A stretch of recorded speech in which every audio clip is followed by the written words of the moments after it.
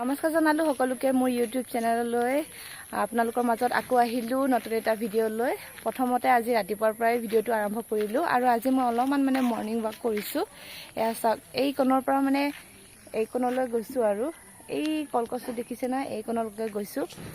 বেছি দূৰ যোৱা নাই কাৰণ যিহেতু এতিয়া ৰাতিপুৱা আৰু মোৰ বেলেগ কাম আছে, ল'ৰা ছোৱালীবোৰৰ স্কুল আছে, গতিকে অলপমান খোজকাঢ়ি দিওঁ। তো অকণমান মৰ্ণিং ৱাক কৰি আহি মই চিধা পাকঘৰৰ কামত লাগিলোহি কাৰণ এতিয়া ল'ৰা ছোৱালীক খুৱাই মেলি আকৌ স্কুললৈও পঠাই দিব লাগিব। 7টা বজাৰ লগে লগে সিহঁতে স্কুলত পাবগৈ লাগে। ৰাতিপুৱাই উঠি মই আগত গেছখিনি মচি লৈছোঁ, চৌকাখিনি, কাৰণ ভাত তৰকাৰী বনালেতো বহুত বেছি লেতেৰা হয়। গতিকে ৰাতিপুৱা হ'লে ল'ৰা ছোৱালীবোৰক মই ৰান্ধি বাঢ়ি খুৱাই বুৱাই সিহঁতক স্কুললৈ পঠাই দিব লাগে। গতিকে আগত মোৰ পাকঘৰৰ কামটো সদায় ৰাতিপুৱা কৰা হয়। তো সেইখিনি কৰি চাফা হোৱাৰ পিছতহে মই বেলেগ কাম ধৰোঁ। আৰু ইয়াৰ কাৰেণ্ট গুচি গ'লগৈ। আমাৰ এই ৰুমটো বহুত এন্ধাৰ দেখিছেনে, আৰু বেক চাইডে ইমান জংঘল হৈছে নহয়, পূৰা উঠি আহিছে দেখিছেনে লুটিখিনি। আৰু এইটো যিহেতু ৰুমটো একদম ষ্ট'ৰ ৰুম দৰে হৈ আছে, যিকোনো বস্তু হ'লেও এই ঘৰৰ মালিকে চব তাতে বস্তুবোৰ ৰাখে, যেনেকুৱা ৰড আৰু এইবোৰ আছে, কিবা সূতা, চিমেণ্টেৰে বনোৱা সূতা, এইবোৰ চব সোমাই তাত থৈ দিয়ে। গতিকে তাত চাফা কৰা মানুহ নাই, সেইখিনি জংঘলখিনি গোটেই আমাৰ ভিতৰলৈ পাকঘৰলৈ সোমাই আহে। আৰু এইফালে দেখিছে ওলাই আহিছে, অলপমান সেইবোৰো চাফা কৰিব লাগিব আৰু অলপমান সময় হওক, তাৰপিছত চাফা কৰিম। পাকঘৰৰ কামখিনি কৰি মেলি থৈ মই ল'ৰাক কলত লৈ আহিছোঁ গা ধুৱাবলৈ, যিহেতু মই সদায় ৰাতিপুৱা হ'লে স্কুলত যোৱাৰ সময়ত গা ধুৱাই পঠাওঁ। আৰু যেনেকুৱাহে ৰ'দটো আজি ওলাই আহিছে নহয়, মইতো ৰাতিপুৱাৰ পৰাই আজি থাকিবলৈ পৰা নাই। ল'ৰা ছোৱালীকেইটাই যে স্কুলত গৈ কেনেকুৱা থাকিব চিন্তাই লাগে দেই, কিন্তু স্কুল নগ'লেও নহয়, গতিকে যাবতো লাগিবই। আৰু ল'ৰাৰো আমাৰ অভ্যাস হৈ গ'ল ৰাতিপুৱা গা ধুই কৰি যোৱা, গা ধুই গ'লে দিনটোলৈ ফ্ৰেছ হৈ থাকে, গতিকে গা ধুই যাবই লাগে।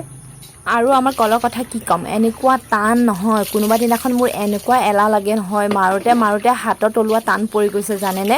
আৰু সৰু ল'ৰা ছোৱালী এয়া দংকল মাৰি পানী খাবলৈ নোৱাৰে, ইমান টান।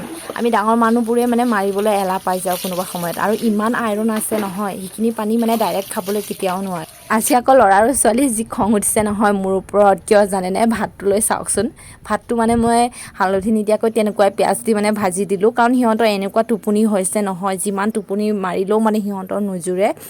আৰু যিহেতু আমি গাঁৱলীয়া মানুহবোৰে জণ্ডিছ নে কি কওঁ, সেয়া হৈছে নে কি নাজানো, আৰু সেইটোৰ কাৰণে মই হালধিৰ ইমান ব্যৱহাৰ কৰা নাই, সিহঁতক দিয়া নাই। আৰু খুৱাই কৰি লৈ মই পদূলি মুখলৈ থ'বলৈ আহিলোঁ। মই এইফালে ল'ৰা আৰু ছোৱালী স্কুললৈ ওলালে যাবলৈ। আজি যেনেকুৱাহে ৰাতিপুৱাৰ পৰাই গৰম নহয়, চিন্তাই লাগে ল'ৰা ছোৱালীবোৰক, যিহেতু গৰম যেনেকুৱা মাৰিছে, বেমাৰ আজাৰো তেনেকুৱা হৈছে মানুহৰ। টাটা পাপা, দুষ্ট নকৰিবি দেই। ল'ৰা ছোৱালীক খুৱাই কৰি স্কুললৈ পঠাই দিলোঁ, আৰু এতিয়া মই ভাত বনাবলৈ লৈছোঁ। মই কিন্তু ৰাতিপুৱাৰ পৰা ভাত বনাই নাছিলোঁ, যোৱাকালি ঠাণ্ডা ভাত ধুনীয়াকৈ পিঁয়াজৰ দি ভাজি দিলোঁ। এনেকুৱা ভাজি দিলে ল'ৰা আৰু ছোৱালীয়ে খুব ধুনীয়াকৈ ভাত খাই যায়। আৰু মই এতিয়া কি চাউল বনাব লৈছোঁ আপোনালোককো দেখুৱাই আছোঁ দেই, খাই বহুতেই ভাল লাগে। এয়া চাওক, মই এতিয়া জহা চাউলৰ ভাত বনাম। ইয়াত কেইটামান জহা চাউল দি দিছোঁ মিক্স কৰি, সুদা জহা চাউল হ'লেও খাবলৈ নোৱাৰি, গোন্ধটো বহুত বেছি গোন্ধ। এয়া চাওক, মই ভালদৰে বাচাই নাই, ধান এটা দুটা আছে, বাছি ল'বলৈ লাগিব, যিহেতু মই আমাৰ মাইনাজনীৰ লগত সময় পোৱা নাই বাচিবলৈ। এয়া দেখিছে নহয়, আমি কণকণীয়া জহা বুলিয়েই কওঁ, এতিয়া আপোনালোকে বা কি কয়। খাই বহুত ভাল লাগে, ইমান গোন্ধ নহয়, চাউলটো সুদা যদি এয়া চাউলে বনাই একেবাৰে খাব নোৱাৰি দেই, মূৰ ঘূৰাই যায় মূৰটো। কিন্তু তথাপিও এনেকুৱা খোৱা চাউলৰ লগত অলপ অলপকৈ ধুনীয়াকৈ মিহলাই দিওঁ, আৰু এনেকুৱা দিলে খাবলৈ বহুত ভাতটো একদম মজা লাগে, বনালে একদম বহুত দূৰলৈকে গোন্ধ যায়। আৰু ভাতটো যদি বনাওঁ এনেকুৱা গোন্ধ নহয়, ওচৰত পূৰা যোনে হ'লেও গোন্ধ পাবই। আৰু এয়া চাউলৰ বহুত বেছি গোন্ধ, কিছুমান কিন্তু জহা চাউল গোন্ধ নাথাকে দেই, এইটো কিন্তু বহুত গোন্ধ। মই ইমান সৰহ নিদিওঁ, একদম অলপমান দিওঁ, সেইটোৱে গোটেই ভাতখিনি ধুনীয়াকৈ একদম গোন্ধ জহা চাউলৰ দৰে হৈ যায়, গোন্ধটো খাবলৈ বহুত বেছি মজাই লাগে। আপোনালোকে ক'বচোন, জহা চাউল খাই ভাল পায়নে? চাউলখিনি ধুই কৰি ধুনীয়াকৈ থৈ দিলোঁ, কিন্তু এয়া বাল্টিঙৰ পানীখিনি আমি ব্যৱহাৰ নকৰোঁ, কাৰণ বাল্টিঙৰ পানীখিনি কলৰ পৰা আনিছোঁ, ডাইৰেক্ট আনি নাখাওঁ, ফিল্টাৰত দিয়া পানীখিনিহে খাওঁ। এতিয়া ফিল্টাৰৰ পৰা পানী ল'ম, তাৰপিছতহে ভাতখিনি বনাম। আৰু চাওক, ফিল্টাৰত এনেকুৱা ধুনীয়াকৈ পানী ফিল্টাৰ কৰি থৈ দিওঁ। আৰু ইফালে মানুহজনে কি হ'ল বা আজি বজাৰলৈ অকণমান ওলাই যাম বুলি কৈছিলে, ওলাই যোৱা নাই দেখোন, মোবাইলহে টিপি আছে। কি হ'ল, তুমি বজাৰলৈ যাম বুলি কৈছিলা নহয়, নোযোৱা নেকি?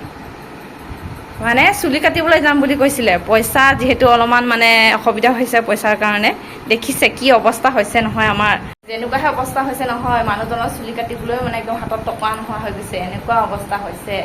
দেখিছে কিমান মাথাটো ডাঙৰ হৈ গ'ল, এয়া দেখিছে চুলিটোতো এডাল এডাল গোটেই পকি মানে সেকে অৱস্থাই নাই আৰু। ইমান কম বয়সৰ মানুহ একেবাৰে বুঢ়া নিচিনা হৈ গ'ল, মানে তাতকৈ বুঢ়া মানুহখিনি ইমান ধুনীয়া ডেকা ডেকা হৈ আছে, সি কম বয়সৰ মানুহটো একেবাৰে মানে বুঢ়া হৈ অৱস্থাই নাই। কি কৰিবি, উপায় নাই, বুঢ়া লিষ্টত পৰিলে যে, বিয়া পতা মানে বুঢ়া নহয় জানো। একো নাই বাৰু, চুলি নাকাটিলেও নাই আৰু থাক। বনাই মেলি লৈ এয়া চব খাবলৈ বহিছোঁ। আজি ৰুমত একো চব্জি নাই, মাত্ৰ আলু আছিলে কেইটামান, তাকে শুকানকৈ ভাজিলোঁ আৰু এতিয়া আমাৰ মাইনাজনীৰ লগত মানে দুটাই খাবলৈ বহিলোঁ দেই। এটা দুটাকৈ ভাত খাবলৈ পাৰিছে, তাইক খুৱাই দিওঁ আৰু। চাইছে এয়া দেখিছে, কেমেৰা উঠোৱা দেখি পাই ইমান ভাল পাইছে, চাওকচোন চাই আছে, একদম চিধা কেমেৰাতে চাই আছে। আজিলৈ ইমানেই, আৰু নতুন এটা ভিডিঅ'ত লগ পাম। যদি ভিডিঅ'টো চাই ভাল লাগিছে সকলোৱে লাইক ছাবস্ক্ৰাইব কৰিবলৈ নাপাহৰিব।